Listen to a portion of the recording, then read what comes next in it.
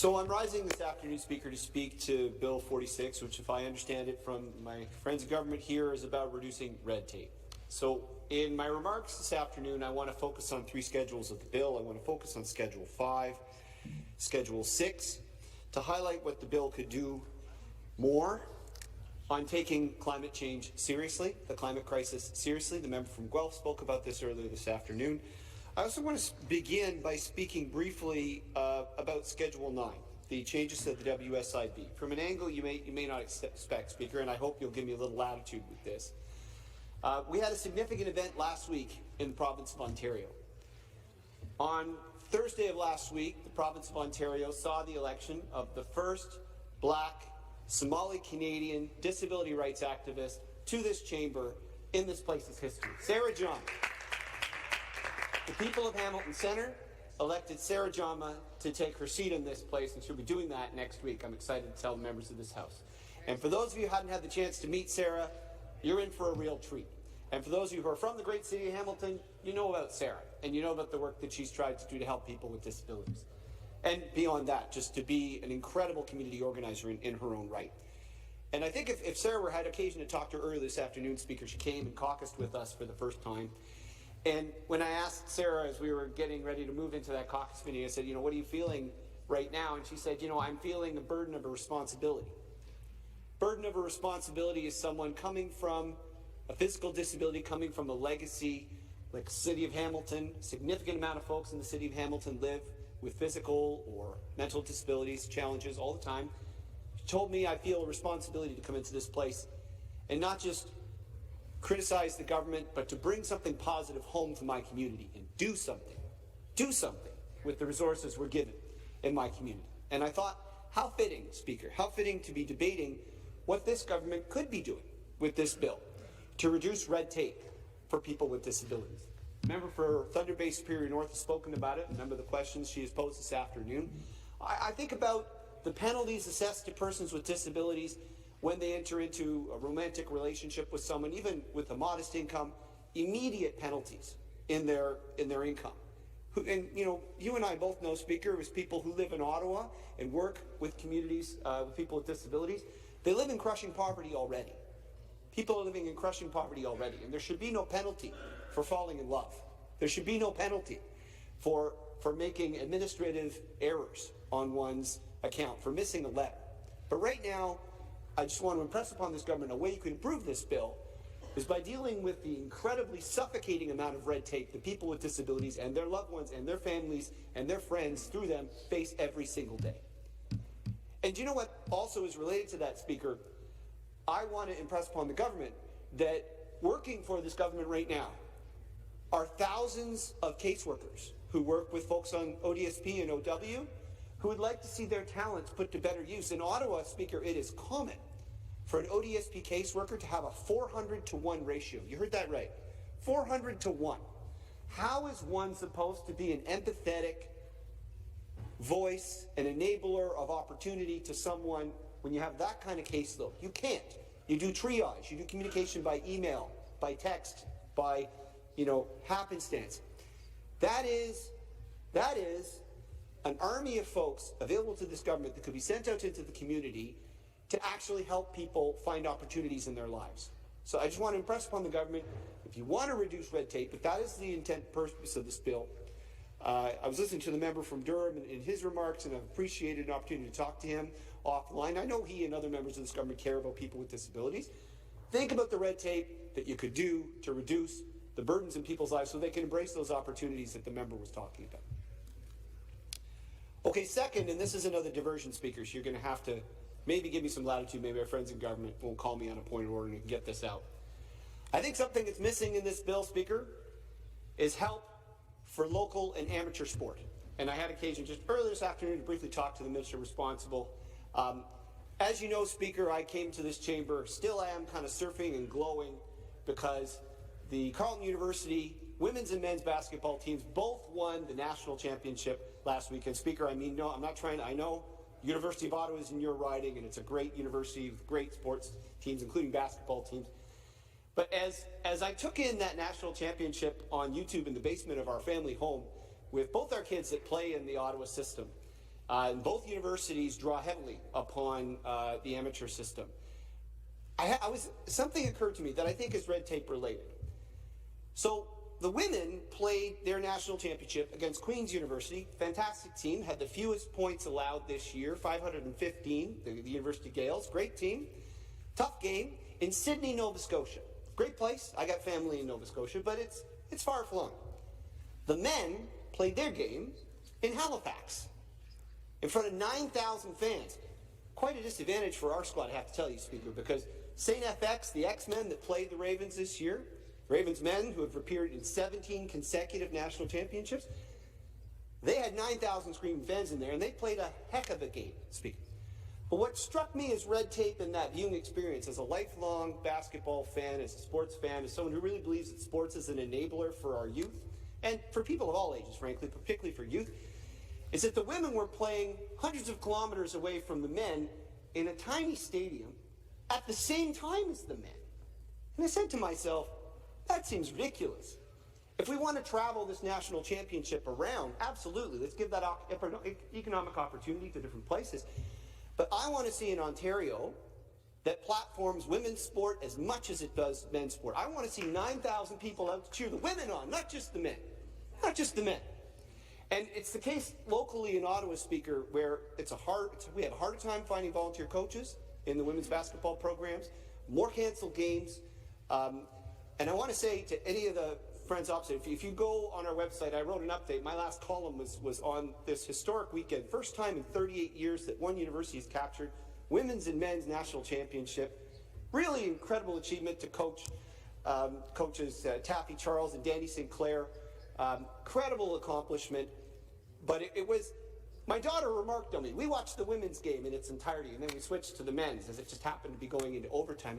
And I said to myself, this game, as every game at the university you serve, Speaker, and the university I serve, we always have both games there so fans can celebrate both teams. So I want to, invite my friend in government, who I know takes sport very seriously and that responsible. Let's pursue that conversation with youth sports and the people that regulate basketball, because I certainly was so proud to be a Carleton University Ravens basketball fan, but there was a little sting in the tail there as I took that in, and I think we can improve that. I think that's something, hey, at committee, maybe we can work on that together, right? Okay, let's get to the topic of the week as far as I'm concerned, and that is the climate crisis, Speaker. Schedules 5 and 6 of this bill deal with two different acts, two different statutes that I think will be really important in the action this province takes on climate change. Not the only statutes, but important. In Schedule 5, the government is making the case that carbon sequestration is going to be an important part of our ability to mitigate against climate change, to address climate change. And my friend, the member from Sarnia, talked earlier about how important carbon sequestration is in his community, and I take his point to heart on that. But I just want to make sure we read into the record, and I believe the member from Guelph did it earlier, but I want to do it again because some things bear repeating. The United Nations Secretary General Antonio Guterres said yesterday in a press conference to the world, our world needs climate action on all fronts right now. Everything, everywhere, all at once. And there were three particular demands he put forward to the world because, as I'm going to talk about in my remarks this afternoon, this is all not doom and gloom, Speaker. And I think too often when we think about how we can change our economy and our society, we get trapped in doom and gloom conversations and people tune off. We can't do that as politicians. We have to make people excited to embrace the challenges and opportunities presented to us by the climate crisis we're living in. But there were three things Secretary General Antonio Guterres mentioned we cannot do. We absolutely cannot do. One was we absolutely have to stick hard and fast to the goal of ensuring net zero electricity by 2035. Two, we have to stop any expansion of existing oil and gas reserves all over the world. And three, we have to be shifting subsidies from fossil fuels to a just energy transition for folks who work in the fossil fuel industry, something I think is critically important. And I say that, Speaker, because there are people from our families, from our great province here in Ontario, my own family, who've gone out to work in the oil sands in Alberta or on the East Coast on oil rigs. You know, they are incredibly skilled people. And I often say to myself as a researcher, when I look at what do we do with these skilled trades folks? What is their future going forward? Because when I look at their own industries, whether it's the enormous dump trucks that are driven in the oil sands, Speaker, or whether I look at the servicing of the oil rigs off on the East Coast, increasingly all those jobs are being automated, like so many other jobs in our world. The fossil fuel industry does not care about those workers. The fossil fuel industry is increasingly finding ways to get rid of those workers. But we, Speaker, we urgently need those workers to plug into the green energy transition in our economy that is essential. That is essential. You and I both live in Ottawa, Speaker, and I'll just, for the benefit of everybody else here, repeat an example I mentioned in debate with the minister. Maybe one day he'll be a minister, with the member from Guelph. I said to him, you know, Ottawa gets to know we have a particular contribution we can make to bringing Ontario to that finish line of net zero electricity by 2035 that Secretary General Guterres was talking about yesterday. And that is by renewing the energy partnership we currently have with the province of Quebec. The province of Quebec, right now, has more power than it knows what to do. We are, and I think this is a positive element of what the government's been doing recently, we are encouraging investments in electrical vehicle manufacturing in Ontario. I give the government credit for doing that. But the question is, Speaker, we can encourage the manufacturing of these products here. How do we make sure that those products are going to be able to be used here in Ontario?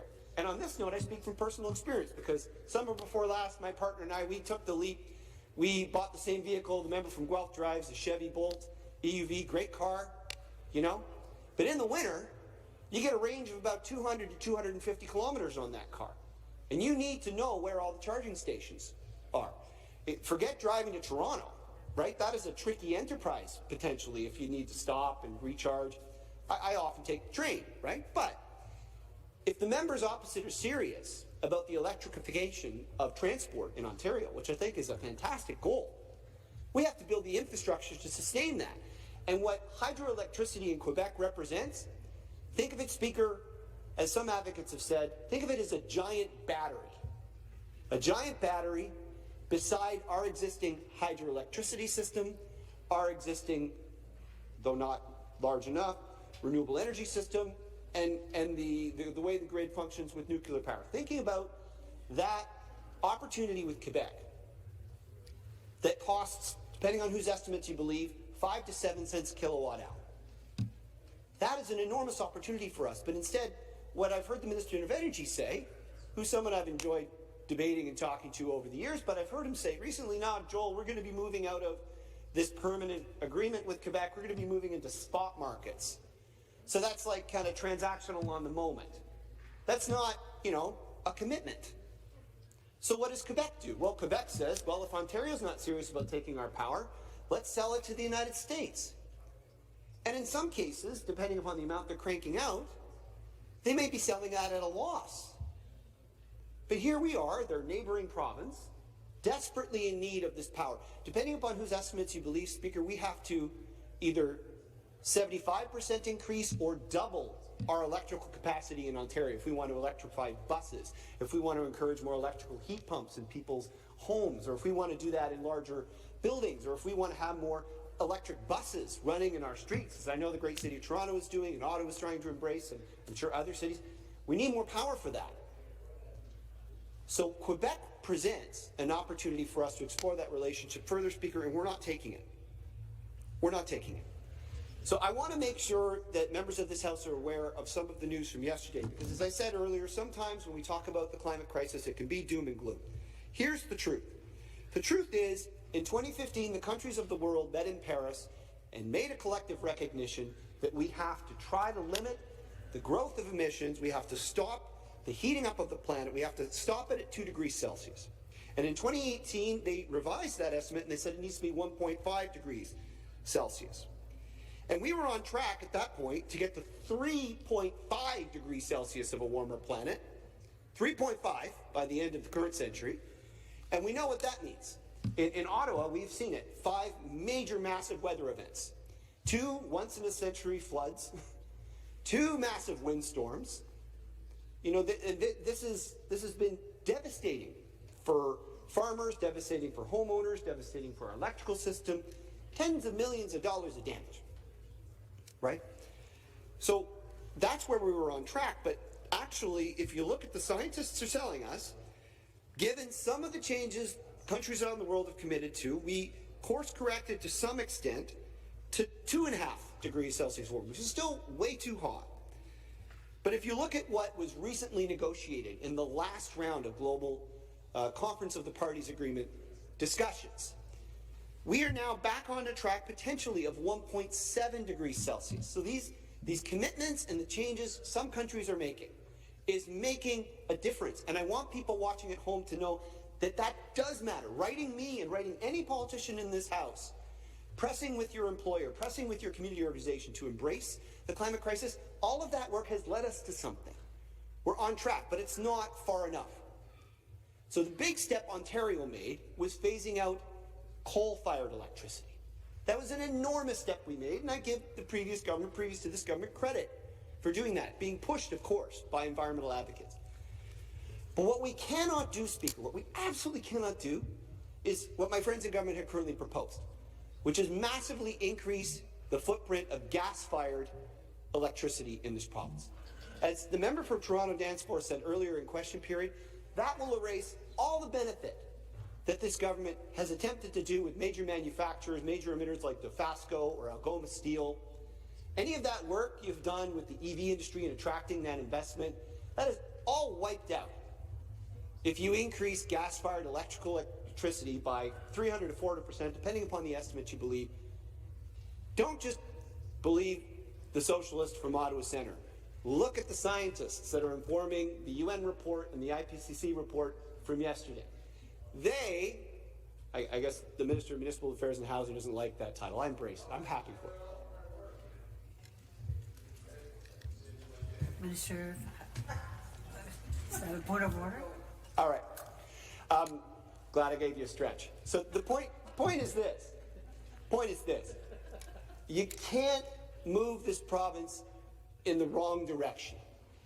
When I got persuaded to run for office in 2017, Speaker, I had people I love and trust corner me, and I've been able to get out of these conversations for much of my life. But in this moment, they cornered me in 2017, students I worked with at Carleton University, people I know in the great city of Ottawa, and they said, Joel, we need you to run as a candidate because we know we can hold you accountable, and we know your number one goal is to make sure we do right by the planet.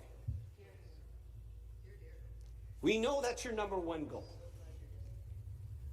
And it is my number one goal. There is no other reason I go into this place and do the prep work and engage with colleagues opposite and take blows opposite, offer some of my own. There's no other reason I come into this place but for the spiritual experience of knowing that at this moment in time, I had a seat in the House that could take action on the climate crisis. There's no other reason. Member from Hamilton, Ancaster, Dundas just said it should be all of our jobs, and you're right. And the government is embracing the electrification of transport, great. You're negotiating with industry partners on helping those industry partners be greener, great.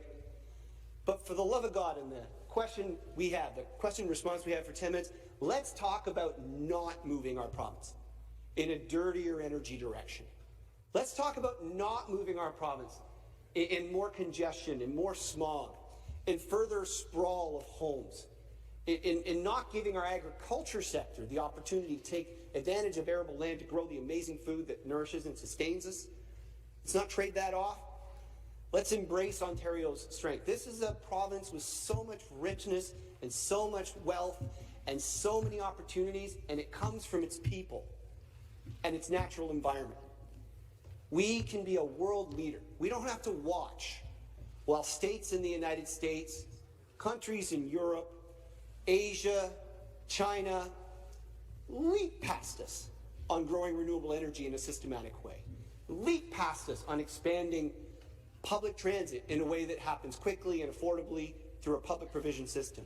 Leap past us on educating and harnessing the talent of young people and giving them not just a seat at the table, but grabbing the steering wheel.